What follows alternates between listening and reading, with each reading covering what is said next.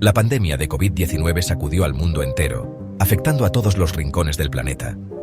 Desde las grandes metrópolis hasta los pequeños pueblos, nadie quedó exento de su impacto devastador. Y España no fue la excepción. Las calles, normalmente llenas de vida y actividad, se convirtieron en lugares desolados y silenciosos.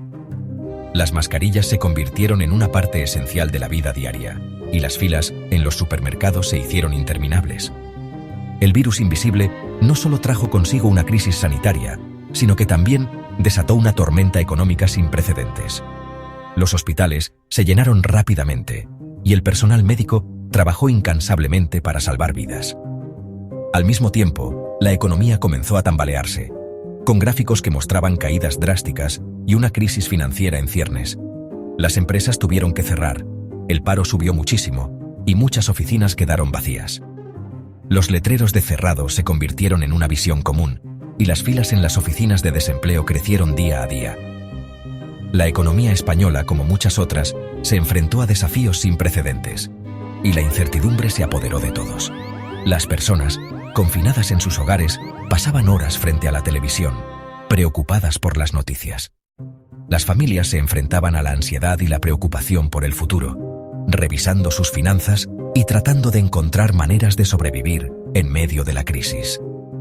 Ante esta situación tan grave, los gobiernos y los bancos de todo el mundo tuvieron que tomar medidas drásticas para evitar un colapso total. En España, se implementaron restricciones estrictas para controlar la propagación del virus y se establecieron líneas de ayuda financiera y alimentaria para apoyar a los más vulnerables. El Banco Central Europeo y el Banco de España pusieron en marcha varias medidas para ayudar a la economía y evitar una crisis muy profunda. Estas medidas incluyeron la inyección de liquidez en los mercados, la reducción de las tasas de interés y la implementación de programas de apoyo financiero para empresas y ciudadanos. Los economistas discutieron y debatieron sobre las mejores estrategias para enfrentar la crisis, buscando soluciones que pudieran mitigar el impacto económico y preparar el camino para una recuperación sostenible. A medida que avanzaba el tiempo, la llegada de las vacunas trajo un rayo de esperanza. Los centros de vacunación se llenaron de personas ansiosas por recibir su dosis, y el personal médico trabajó arduamente para vacunar a la población lo más rápido posible. La vacunación masiva se convirtió en una pieza clave para controlar la pandemia y permitir la reapertura gradual de la economía. Con el tiempo, los negocios comenzaron a reabrir y las calles volvieron a llenarse de vida. Las cafeterías y restaurantes, que habían estado vacíos durante tanto tiempo, comenzaron a recibir clientes nuevamente. Los mercados, símbolo de la vida cotidiana, recuperaron su bullicio habitual. Aunque el camino hacia la recuperación fue largo y lleno de desafíos, la resiliencia y el esfuerzo colectivo permitieron a España y al mundo comenzar a salir de la sombra de la pandemia. El Banco Central Europeo, con Christine Lagarde al frente, empezó a comprar muchísimos activos, una estrategia conocida como flexibilización cuantitativa. Esta política implicaba la adquisición masiva de bonos y otros instrumentos financieros, metiendo miles de millones de euros en los bancos. La intención era inyectar liquidez en el sistema financiero, asegurando que los bancos tuvieran suficiente dinero para prestar. La idea era sencilla: hacer que los préstamos fueran más baratos y animar a las empresas y a las personas a gastar e invertir. Con tasas de interés más bajas, se esperaba que las empresas expandieran sus operaciones y que los consumidores aumentaran su gasto.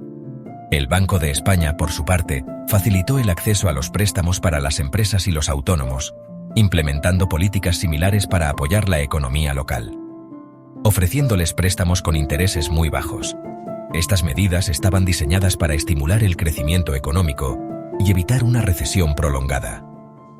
Eran medidas extraordinarias para tiempos extraordinarios, pero ¿eran la solución o escondían un problema? Algunos economistas advertían que estas políticas podrían llevar a una inflación descontrolada o a la formación de burbujas financieras. Otros argumentaban que era la única manera de evitar un colapso económico. La flexibilización cuantitativa y los préstamos baratos eran vistos como un arma de doble filo. Por un lado, proporcionaban el impulso necesario para mantener la economía en movimiento. Por otro lado, existía el riesgo de que, a largo plazo, estas políticas pudieran crear desequilibrios económicos. A medida que el tiempo pasaba, los efectos de estas políticas comenzaron a ser más evidentes. Algunos sectores experimentaron un crecimiento significativo, mientras que otros enfrentaron nuevos desafíos. La pregunta seguía siendo, ¿serían estas medidas sostenibles a largo plazo? En última instancia, solo el tiempo dirá si estas políticas fueron la solución adecuada o si simplemente pospusieron problemas más profundos. La economía es un sistema complejo y dinámico, y cada acción tiene sus consecuencias. Meter tanto dinero en la economía tuvo un efecto inmediato. Hubo más préstamos disponibles para las personas y las empresas. Los bancos comenzaron a ofrecer más créditos, lo que permitió a muchos negocios mantenerse a flote durante tiempos difíciles. Las empresas pudieron sobrevivir y se evitó que el consumo bajara aún más. Las calles comerciales volvieron a llenarse de gente y los pequeños negocios, que son el corazón de la economía, pudieron seguir operando. Sin embargo, esta medida también trajo una consecuencia inesperada: la inflación. La inflación, ese enemigo silencioso que hace que nuestro dinero valga menos, empezó a subir.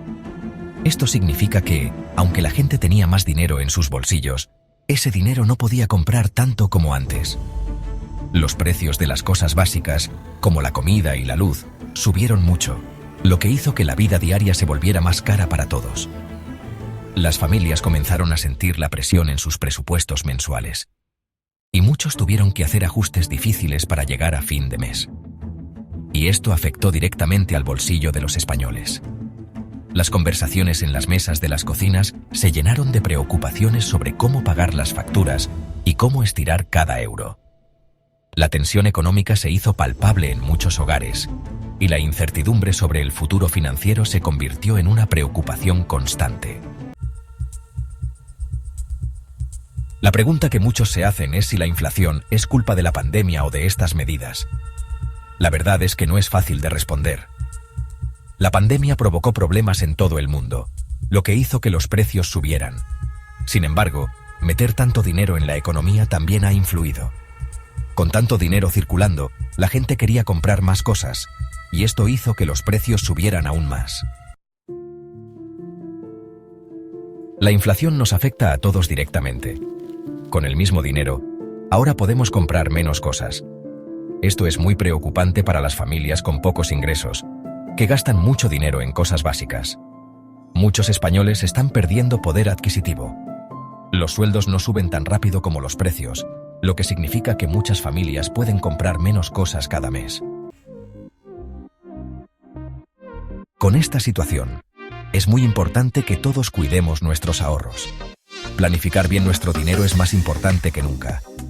Ahorrar e invertir de forma inteligente, buscando opciones que den más beneficios que la inflación, es fundamental. También es importante hablar con nuestros jefes para que nos suban el sueldo, para que se ajuste al coste de la vida. Las medidas para ayudar durante la pandemia, aunque eran necesarias, han tenido un precio: que España tenga más deudas. España ha pedido mucho dinero prestado para ayudar a las empresas y a los trabajadores. Esta deuda habrá que devolverla en el futuro, y esto podría ser un problema para la economía y obligar a tomar medidas difíciles. No sabemos qué pasará con la economía en España. La inflación sigue siendo un problema, aunque esperamos que baje en los próximos meses.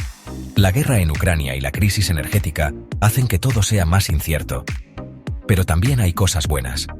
La economía española se ha recuperado de otras crisis. Y el turismo, que es muy importante para España, está mejorando mucho. La pandemia de COVID-19 nos ha enseñado lo importante que es saber de economía. Es fundamental que todos entendamos los riesgos y las oportunidades que hay ahora. Informarnos, planificar, ahorrar, invertir con cuidado y pedir subidas de sueldo son algunas de las claves para afrontar estos tiempos de incertidumbre. Nuestro futuro financiero depende de nosotros.